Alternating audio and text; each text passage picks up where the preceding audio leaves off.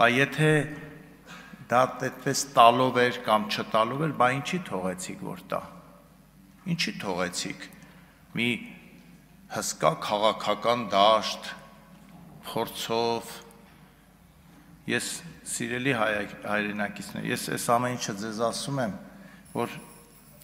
գոնե օգնեմ մի կաթիլ, որ սուտը, կեղծիքը,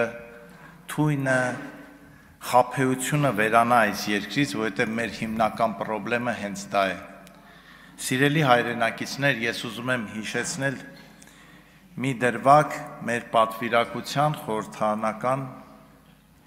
22 թվականի վերջին ջերմուկյան Վարդենիսյան դեպքերից պատերազմական մարտական գործողություններից հետո, երբ որ Իրանում հանդիպեցինք լուսահոգի իրենց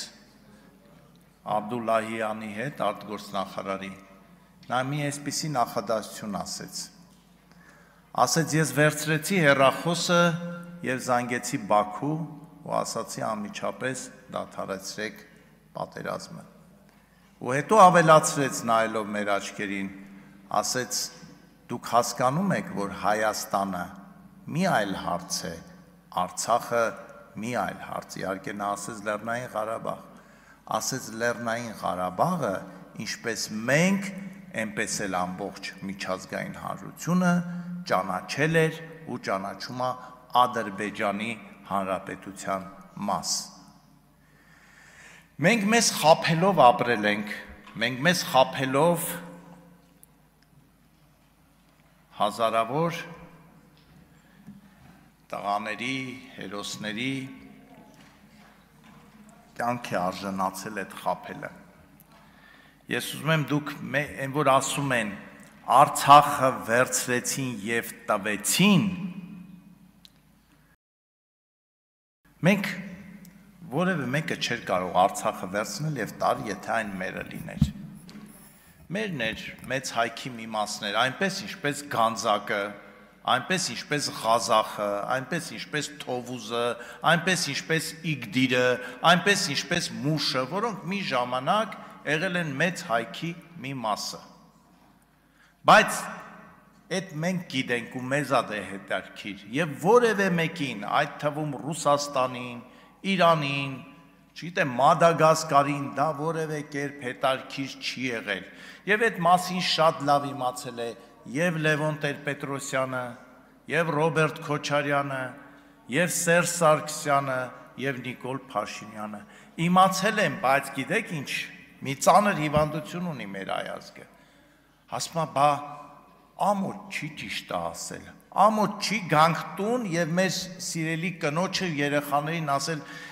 երեխաներ, սիրելի կին, այն ավտոտնակը մերը չի, որովհետև ոչ փաստաթղթով է մերը, ոչ էլ մենք կարանք դա պահենք, բայց ամոթ է ասի։ Եվ ընկնում է, ինչպես ամեն մի հայ, այդպես էլ մեր ցանկացած ղեկավար։ Լևոն Տեր-Պետրոսյանը գիտեր, Արմեն Շեկոյանի ասաց, բայց մեզ չէր ասում, նույնը բոլորը։ Մենք մի խնդիր ենք ունեցել, սիրելի հայրենակիցներ,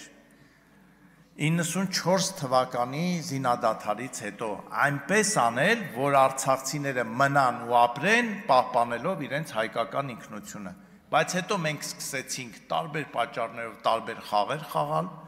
համարեցինք, որ գիտեք, մի վտանգավոր արտահայտություններ կա,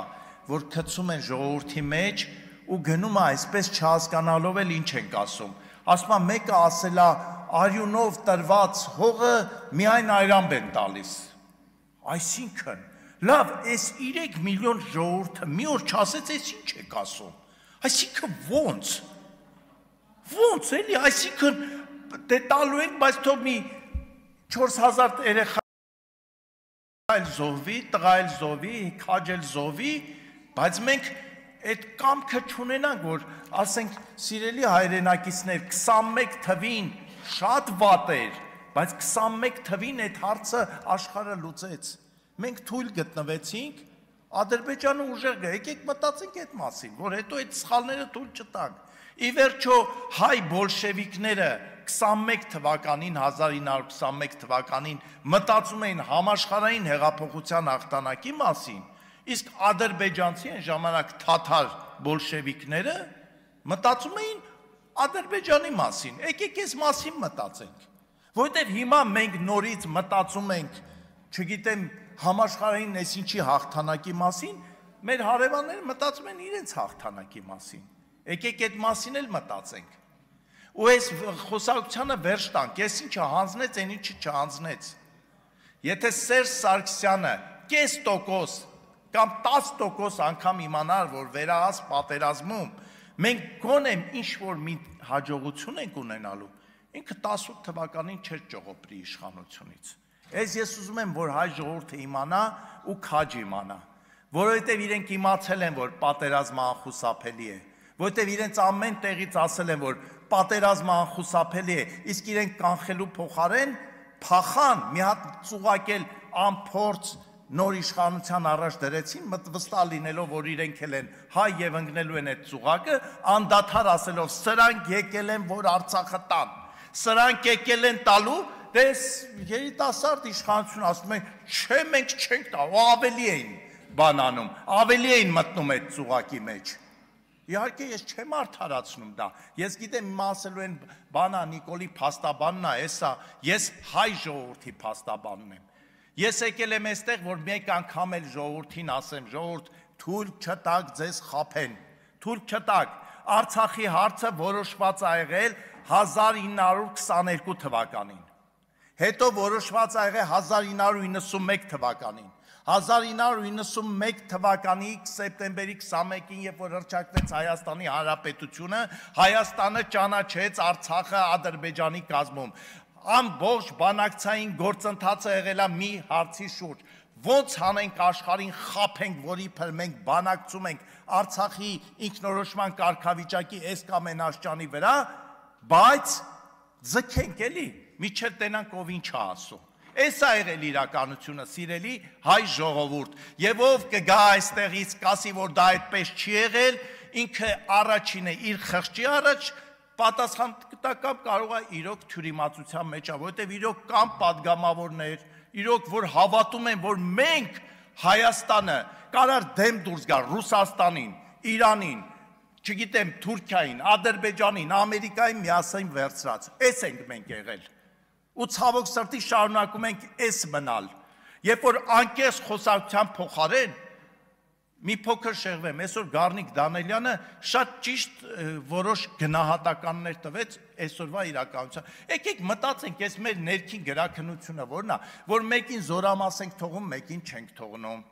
Դա էլ է, չէ՞ խոսում, կամ ես հիմա էլ ժամանակը լրանում է, մի կոչ եմ անում եւ վարչապետին եւ եկեղեցուն։ Վարչապետին խնդրում եմ առժամանակ, քանի որ իր խոսքը միշտ ընկալվում է որպես պետության, իշխանության խոսք, եկեղեցու վերաբերյալ որևէ հայտարարություն չանի, բայց եկեղեցուն էլ կոչ եմ անում, հանուն հայ առաքելական եկեղեցու։ Շատ արագ կողմնորոշվեք, ներքին փակ ժողով արեք, ու եթե մի քիչ կես աշճան